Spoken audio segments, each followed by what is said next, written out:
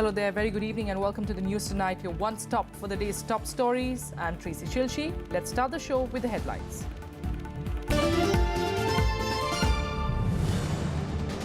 Prime Minister Narendra Modi inaugurates the country's longest bridge over Lohit River in Assam.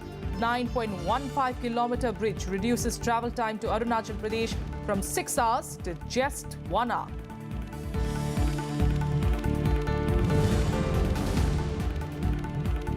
The BJP-led NDA government completes 3 years in power. Prime Minister Modi says the government has initiated concrete steps that have transformed the lives of people.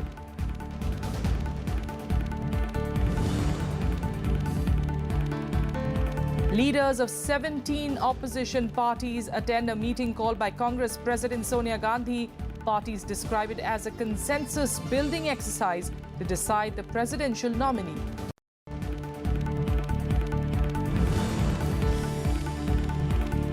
And former Punjab DGP KPS Gill passes away in Delhi, credited with bringing insurgency in Punjab under control. The 82-year-old Gill had served twice as the DGP of Punjab. The top story this evening, kicking off celebrations to mark 3 years of the NDA government, Prime Minister Narendra Modi opened the country's longest bridge over the Brahmaputra River today. The bridge has been designed to accommodate the movement of tanks, keeping in mind the need for quick movement of troops and artillery to bordering state of Arunachal Pradesh. The Dhola Sadia bridge will reduce travel time between Assam and Arunachal Pradesh now by 5 hours. Marking the third anniversary of the NDA government, Prime Minister Narendra Modi inaugurated India's longest river bridge over the Brahmaputra in Assam on Friday. The 9.15-kilometer long bridge has a 3-lane carriageway and connects Sadia town in Assam's Tinsukia district with Dhola village in Arunachal Pradesh. The bridge will reduce travel time between Assam and Arunachal Pradesh from 6 hours to just an hour, besides shrinking the distance by 165 kilometers. Modi dedicated the bridge to the nation, naming it after iconic singer Bhupen Hazarika. स्थायी रूप से विकास को गति देनी है तो infrastructure की पहली आवश्यकता होती है। फिजिकल इंफ्रास्ट्रक्चर, सोशल इंफ्रास्ट्रक्चर, ये दो पटरी पर संतुलित विकास संभव होता है। The bridge will improve civilian and military movement to strategic locations all the way to Anini in Arunachal Pradesh, about 100 kilometers from India's border with China. It will also reduce 2 days travel time for the armed forces to reach the border. अगर हम इस क्षेत्र को एक विश्व स्तरीय infrastructure के नमूने के रूप में तैयार करें तो पूरे साउथ ईस्ट एशिया उसकी इकोनॉमी के केंद्र बिंदु में भारत का यह भूभाग बहुत बड़ी अहम भूमिका अदा कर सकता है। Launched a decade ago under the UPA government, the bridge is among a series of infrastructure projects fast-tracked by the NDA government since 2014. The Prime Minister also laid the foundation stone for an Indian Agricultural Research Institute in Assam's Dhemaji district and for the first AIIMS in Northeast in Guwahati. The NDA government, led by Prime Minister Narendra Modi, was sworn in 3 years ago after it came to power with a massive mandate in the 2014 Lok Sabha elections. Bureau Report, Rajya Sabha TV. And as the Prime Minister inaugurated India's longest bridge in Assam, in Delhi, President Pranab Mukherjee and Vice President Mohammad Hamid Ansari received a compilation of Modi's radio address, Man Ki Baat, and also a book on the achievements in the first 3 years of the NDA government. Here's a report. It was a unique book release function in New Delhi. The President and the Vice President receiving the first copies of 2 works devoted to Prime Minister Narendra Modi. Sabha Speaker Sumitra Mahajan released the books Man Ki Baat, A Social Revolution on Radio, and Marching with a Billion, analyzing Narendra Modi's government at midterm at the Rashtrapati Bhavan on Friday. Recognizing Modi as an excellent communicator, President Pranab Mukherjee congratulated him for giving new direction to the economy. Prime Minister has given a new direction, no doubt. various initiatives which he has taken. Some of the decisions are no doubt epoch-making decisions. And people of India will get the opportunity through the compilation of his Mann Ki Baat. In his address, Vice President Mohammad Hamid Ansari cautioned political leaders on using words to express genuine intentions and evoking emotions for good. He said the Prime Minister's experiment using radio was an excellent example of communication strategy. The two books before us capture important facets of an important personality of our times. Given its sophisticated, multi-level dissemination and its large potential audience, Mann Ki Baat is an ingenious and influential communication platform created by Prime Minister Narendra Modi ji. It takes a traditional medium like the radio and marries it to the entire spectrum. Mann Ki Baat, a social revolution on radio, is written by Rajesh Jain. While marching with the billion, analyzing Narendra Modi's government at midterm, is written by eminent journalist Uday Mahurkar. सबको साथ में ले करके एक राष्ट्र निर्माण की तरफ जो मोड़ा है, सबके भाव साथ में लेके, that is something ये दोनों किताबें कह रही है। ऐसा मुझे लगता है। आप सभी लोगों को बहुत बहुत सबका अभिनंदन करती हूँ और मुझे विश्वास है कहीं ना कहीं अभी तक हम जो चले तो है विकास के राह में, ये नहीं कहती किसी ने कुछ नहीं किया, मगर जो कुछ कोई कर रहा था उसमें एक strongly we the people of India को समाहित करते हुए जो काम हो रहा है उसको मैं सलाम करती हूं। Union Finance and Defence Minister Arun Jaitley praised the achievements of the Modi government in the last 3 years' terms. He said words matched the deeds of the government. The strength was that merely giving an interview to half a dozen television anchors or addressing a ritual of a press conference in Vigyan Bhavan is not the art of communication. They are merely carriers of a message. Do you have the ability to go above their heads and talk to the people directly? Therefore, this experiment of talking directly to the people, he used radio as a medium. He used his political communications as a medium, just as the example of the Dandi Yatra that I gave used that as a medium, and it proved to be a far more effective medium. And I think these are great lessons we've learned. At the end of 3 years, most of the speakers felt that communication has been an essential part of the NDA's governance plan, while assigning a key role to the Prime Minister's Mann Ki Baat in shaping emergent political goals. Akhilesh Suman's report for Rajya TV. In other news, Congress President Sonia Gandhi hosted a lunch for leaders of the opposition leaders where many rivals put up a united face. Leaders of 17 parties discussed the possibility of fielding a joint candidate for president to take on the BJP-led NDA's nominee. The meeting in fact has been seen as a show of strength by the opposition parties on a day when the NDA government completed 3 years in office. BSP's Mayawati, RJD Chief Lalu Prasad, CPIM Sitaram Yechuri, CPI's D. Rajya, DMK's Kanimuri, Omar Abdullah of the National Conference and JDU leader Sharad Yadav were among those who attended the lunch.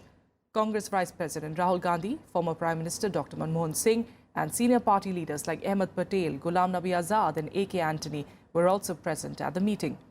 President Pranab Mukherjee's term ends in July and the ruling BJP-led NDA front is yet to name its candidate for the country's top post. If acceptable, consensual candidates do not emerge, then we, that means the opposition parties, shall decide to field such persons who shall steadfastly defend the constitutional values of our republic. हमारा मकसद है कि इस पद पर संविधान की रक्षा करने वाला आदमी बैठे। चाहते हैं कि सरकारी पक्ष से ये प्रस्ताव आए, नहीं आया तो फिर हम लोग तय किया है कि फिर ये देश की जिस तरह की हालात हैं उसमें राजनीतिक लड़ाई के लिए हम लोग अपना प्रत्याशी खड़ा करेंगे।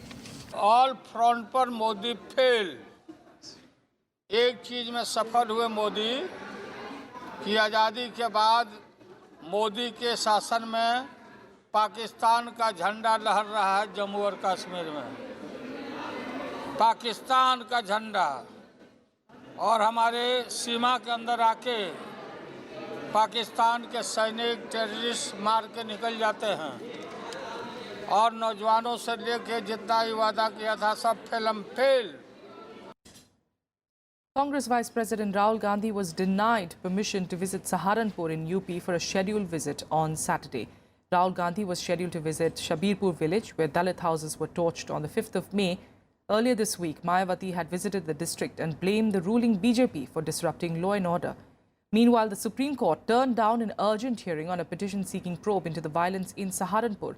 A vacation bench rejected the plea that called for urgent judicial intervention, taking in view the critical situation.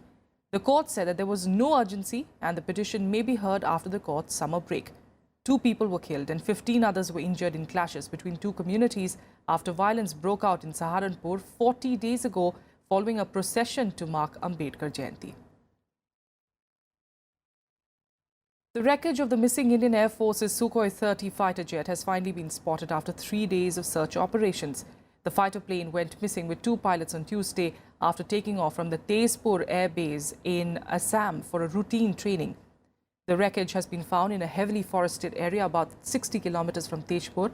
The Air Force station is 172 kilometers from the China border. Search parties from the army are trekking to the crash site, but their progress has been slow due to bad weather. Meanwhile, the Air Force has ordered a court of inquiry into the accident. The country's frontline Sukhoi 30 MKI aircraft was inducted in the Tezpur Air Base in June 2009. Now, the deadline to register for the Election Commission's EVM hack challenge ended today, with just the NCP coming forward to register for the challenge. The poll body had last Saturday announced that the challenge to hack and tamper with electronic voting machines would take place on the 3rd of June, and the 7 national and 49 state parties can apply by the 26th of May to participate in the challenge.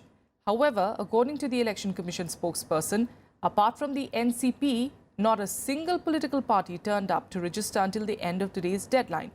After the Uttar Pradesh Assembly polls, the BSP and the Aam Aadmi Party had questioned the reliability of the machines, but the AAP and Congress have refused to participate in the June 3 challenge under the existing framework. The Election Commission had earlier rejected the Aam Aadmi Party's demand to allow changing or tampering of the motherboard of EVMs during the challenge.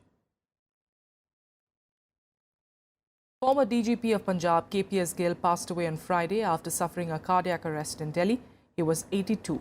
Gill was admitted at the Sir Gangaram Hospital after he was diagnosed with the end-stage kidney failure and a serious heart disease.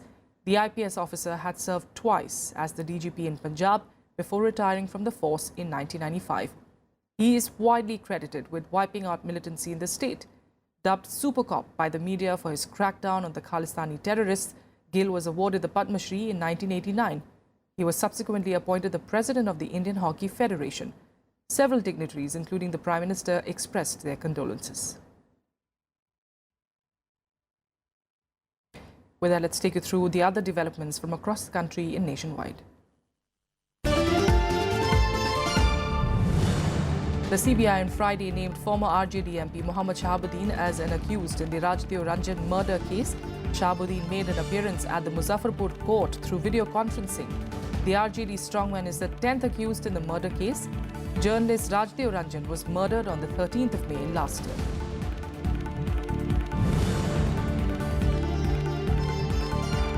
A special Delhi court has adjourned the hearing of ousted AIADMK leader TTV Dinakaran's bail plea in the Election Commission bribery case until the 29th of May. The Delhi police also asserted that a few more arrests are yet to be made soon. Dinakaran is accused of trying to bribe a poll body official in a bid to retain the two-leaf symbol of the party for his faction.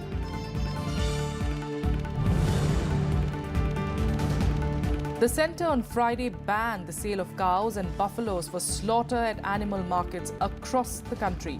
The new regulation is likely to be implemented within the next 3 months. As per the new rule, only farmland owners can trade at markets. The new rule is expected to hurt millions of cattle farmers and reduce supplies to the country's meat industry.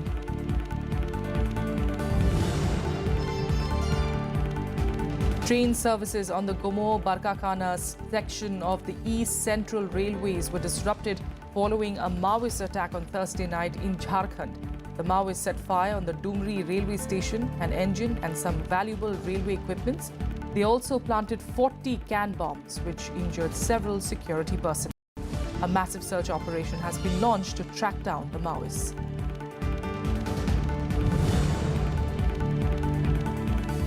Congress has emerged as the single largest party in Bhiwandi and Malegaon, whereas the BJP has got a clear mandate in Panvel in the Maharashtra municipal polls held on the 24th of May. As per the latest reports, BJP has won 51 out of the 78 wards in Panvel. In Malegaon, Congress won 28 out of the 84 wards. NCP has also maintained its stronghold by winning 20 wards, while the BJP is placed fourth, managing to get just 9 seats. In Bhiwandi, the Congress has won 46 of the 90 seats. With that, a quick break here. Up next, we're getting you the top international stories. Stay with us.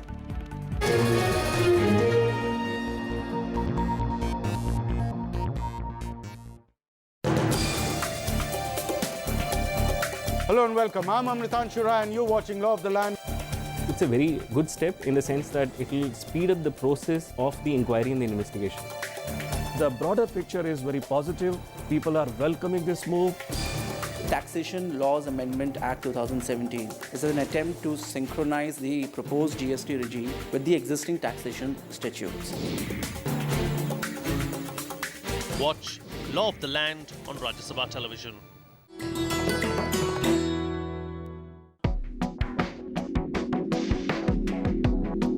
Jade was popular during Mughal era and gained prominence during Akbar's rule in 15th and 16th century. It came all the way from Iran and Central Asia in attractive colors. The royalty had a unique use for it, since jade changed color when it came in contact with arsenic. They started utensils like plates, jars, bowls and even hookah with it, and thereby avoided getting poisoned by rivals.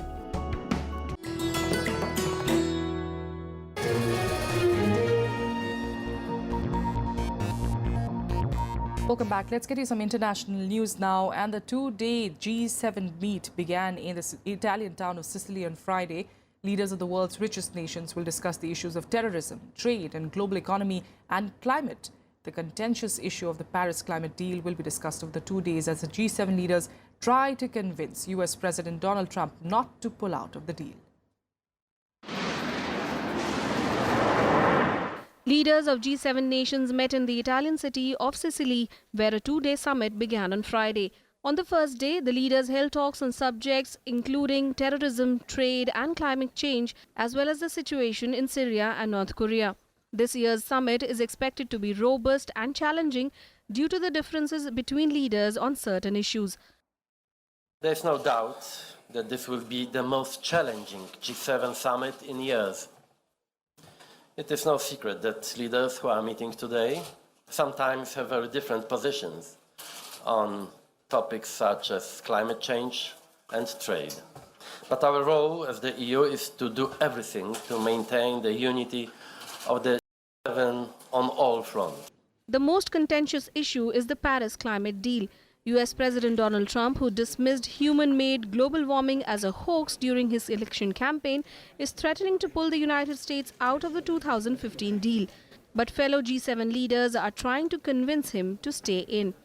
Well, President Trump has called into question the U.S. commitment to the Paris Agreement, a historic agreement in which 195 countries have charted a new path towards addressing climate change. The other G6 leaders need to stand strong, they need to stand firm, and they need to ensure that the communique and the outcomes from this summit are a clear reaffirmation of the Paris Agreement. On the eve of the summit, Trump also lambasted NATO allies for not spending much on defense and condemned German trade policies. On the sidelines of the summit, Trump raised concerns over the threat posed by North Korea, while Theresa May called for leading the fight against terrorism. Particular focused on the North Korea problem It's a big problem. It's a world problem. And it will be solved. At some point, it will be solved. The G7 consists of Canada, France, Germany, Italy, Japan, the UK and the US. The EU also has representatives. Trump is attending his first major international summit, but he is not the only G7 newcomer. French President Emmanuel Macron, Italian Prime Minister Paolo Gentiloni and British Prime Minister Theresa May are also attending the elite club for the first time. Bureau Report, Rajya Sabha TV. Meanwhile, in a blow to US President Donald Trump, the US Appeals Court refused to reinstate his travel ban on people from 6 Islamic nations. The court described Trump's executive order as discriminatory, saying that the order used vague words of national security, but in context actually dripped with religious intolerance. The appeals court also questioned the government argument that the president had wide authority to halt the entry of people to the United States. The Trump administration said that it will appeal against the decision in the Supreme Court. Trump had signed the executive order twice for the travel ban, saying that it was needed to guard against terrorist attacks. But both times, the US Appeals Court put it on hold.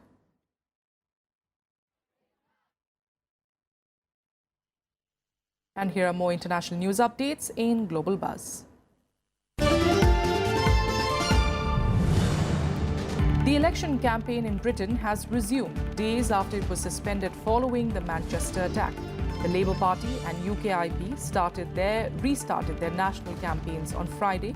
UKIP announced its policy pledges and criticised Prime Minister Theresa May's record on security. Meanwhile, one more person has been arrested in connection with the attack.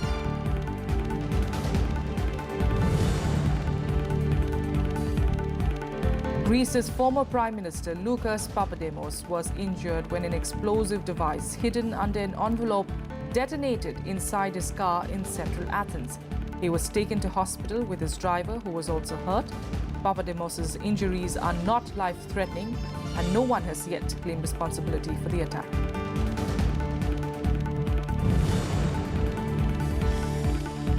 Hundreds of residents left the southern Philippine city of Marawi to find a safe place outside as government troops continue to clash with Islamic militants. The city has been under attack since Tuesday to capture Islamic militants. 46 people, including 11 security forces and 31 rebels, have been killed in the violence. President Rodrigo Duterte has declared martial law across the southern part of the nation.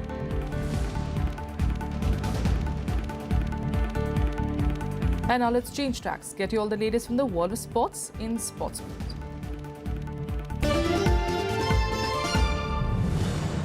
India's campaign at the Sudirman Cup ended after they went down 0-3 against top-seeded China in the quarterfinals of the Mixed Team Championship. In the men's singles, India's K. Srikanth was defeated by Olympic champion Chen Long. The mixed doubles pair of Ashwini Ponnappa and S. Rankireddy were beaten by world number 2 pair of Lukai and Huang Qian.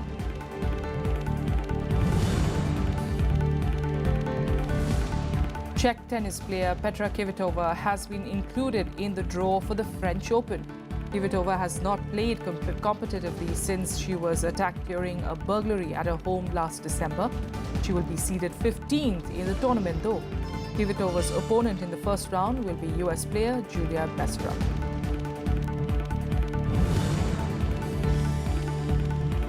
Cleveland Cavaliers forward LeBron James moved past Michael Jordan as the leading scorer in NBA playoff history. James entered Game 5 of the Eastern Conference Final against the host Boston Celtics, needing 28 points to surpass Jordan, but finished with 35 points on the night of total 5,989 career NBA playoff points so far. That's all we have for you in the news tonight. Thanks so much for joining us.